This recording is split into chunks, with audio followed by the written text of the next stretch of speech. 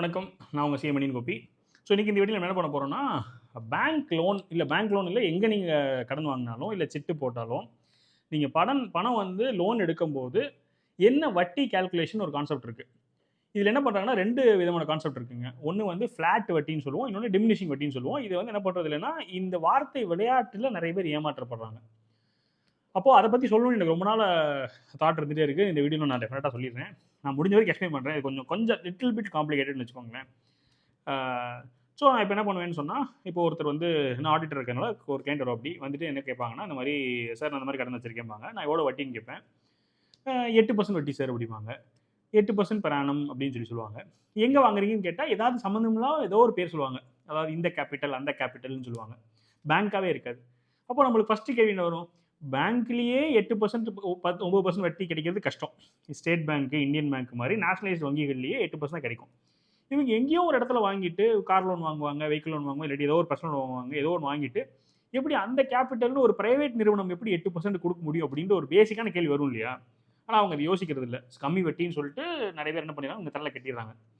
ஆனா அது பொய்ன்னு கிடையாது. ஏன்னா இந்த மகாபாரதத்துல வந்து அஸ்வத்தாமன் இறந்துட்டானா அப்படின்னு கேட்கும்போது தர்மர் சொல்லுவாரு, ஆமா அஸ்வத்தாமன் இறந்தாச்சுன்னு சொல்லுவாரு. ஆனா துரோணர் வந்து என்ன பண்ணுவாருன்னா, அப்புறம் போய் பார்த்தா அது பொய் கிடையாது. ஏன்னா யானை அஸ்வத்தாமன் ஒரு யானை இருந்துச்சு, அது இறந்துருச்சு. அதனால நான் சொன்னது பொய் இல்லைன்னு சொல்லிட்டு ஒரு ட்விஸ்ட் பண்ணி ஜெயிப்பாங்கன்னு வச்சுக்கோங்களேன். அந்த மாதிரி இது என்ன பண்றானுங்கன்னு சொன்னா, 8% வட்டி தான். எப்படின்னு கேட்டா, நான் ஒரு கணக்கு சொல்றேன்னு ஒரு கணக்கு சொல்லுவாங்க. அப்ப இது பொய்ன்னு நீங்க சொல்ல முடியாது. ஆனா 8% கிடையாது. இது எங்க போயிருச்சுன்னு சொன்னா, நான் இப்ப பார்த்ததுக்கு அப்புறம் எங்க போயிருச்சுன்னு சொன்னா, அந்த கஸ்டமர்ஸ் மட்டும் கிடையாது. இத சேல் பண்றாங்க இல்லையா? சேல்ஸ் எக்ஸிக்யூட்டிவ்ஸ் இந்த லோன் பண்ணி குடுக்குற சேல்ஸ் எக்ஸிக்யூட்டிவ்.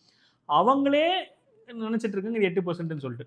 ஏன்னா அவங்களுக்கு மேல இருக்க மேனேஜர்ஸ் இல்ல அவங்களுக்கு மேல இருக்க மேலதிகாரி இருக்காங்களா, அவங்க வந்து எதுக்கு கஸ்டமர்ஸ ஏமாத்திட்டு இந்த சென்ஸ் எதுக்கு கஸ்டமர் வந்து ட்விஸ்ட் பண்ணிக்கிட்டு, நம்ம சேல்ஸ் பெர்சனையே ட்விஸ்ட் பண்ணிட்டோம்னு சொன்னா, அவர் நிஜமே நம்பி சொல்லிடுவாப்படி, அது அப்படியே போயிடும்னு சொல்லிட்டு, இந்த அதிக வட்டி வாங்குற இடங்கள் எல்லாம் இந்த ஒரு பிரச்சனை நடந்துட்டு இருக்கு. அதிக வட்டி வாங்குறதுல என்ன பண்ணுவாங்கன்னா, கம்மி வட்டின்னு சொல்லுவாங்க.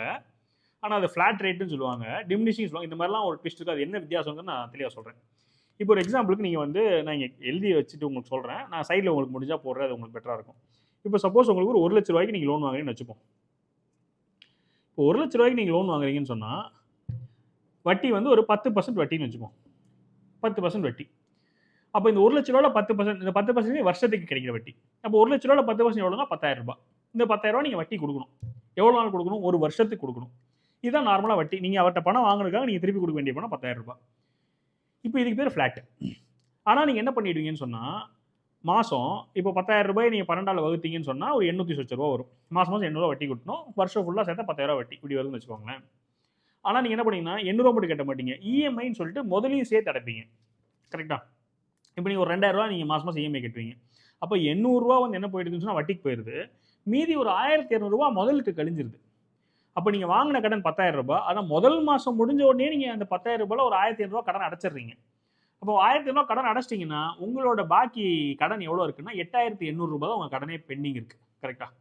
அப்ப இந்த ரூ. 8,800க்கு தான் வட்டி போடணும். அப்ப இந்த ரூ. 8,800க்கு நீங்க திரும்ப 10% போட்டீங்கன்னா, வட்டி எவ்வளோ அடுத்த மாசம் எவ்வளோ தான் வட்டி போடணும்னு கேட்டீங்கன்னா, அந்த 8,800ல 10%.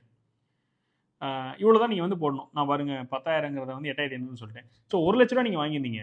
அந்த ரூ. 1,00,000ல முதல் மாசம் வந்து நீங்க அ ரூ. 800 வட்டி கட்டிடுறீங்க. வட்டி ரூ. 800 கட்டினதுக்கு அப்புறமா ரூ. 1,000 ரூ. 1,00,000 கட்டிடுறீங்க. அப்ப மீதி வந்து 98,800 தான் உங்க கடன் பாக்கி இருக்கு. அப்ப அடுத்த வாட்டி 10% நீங்க போடுறது ரூ. 10,000 ரூ. 1,00,000 நீங்க 10% போடக்கூடாது. 98,800 தான் 10% போடணும். இதுதான் கான்செப்ட். ஆனா அவங்க என்ன பண்ணிட்டு இருப்பாங்கன்னா, அந்த ரூ. 1,00,000 10% போட்டே இருப்பாங்க. அப்போ ரூ. 1,00,000 வட்டி 10% போட்டே இருந்தாங்கன்னா, அவங்க அல்டிமேட்டா என்ன சொல்லிருப்பாங்கன்னா, நான் வாங்குனது 10% தான். ஏன்னா பாருங்க, நீங்க வாங்குன கடன் ரூ. 1,00,000.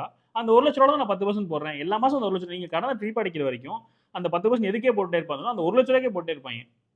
அப்ப லாஜிக்கலி ஸ்பீக்கிங் அது ரூ. 1,00,000 நீங்க போடக்கூடாதுல்ல. நீங்க தான் திருப்பி கடன் அடைக்கிறீங்கல்ல. கடன் அடைக்கும்போது எவ்வளோ கம்மியா கடன் நீங்க வாங்கியிருக்கீங்களோ, அதுல தானே 10% போடணும். இதுக்கு பேர் டிமினிஷிங்ன்னு சொல்லி சொல்றோம். ஃபிளாட்டுங்கிறது அந்த 10%. இப்ப இது 2யும் நீங்க மாத்தி பார்த்தீங்கன்னா, அந்த பெர்சன்டேஜே மாறிடும். இப்ப டிமினிஷிங்ல 2யும் கம்பேர் பண்ணணும். ஃபிளாட்ல 2யும் கம்பேர் பண்ணணும். அப்படி கம்பேர் பண்ணாம, அவன் கழிக்கிறது வந்து மொத்தம் ரூ. 1,00,000லேயே வட்டி. ஆனா வந்து சொல்ற ரேட் வந்து எப்படின்னு கேட்டீங்கன்னா, இந்த ரேட் சொல்றது. இந்த மாரி ஒரு ட்விஸ்ட்ல நடந்துட்டு இருக்கு. எக்ஸ்பிளைன் பண்ணுங்கிறது நோக்கம்.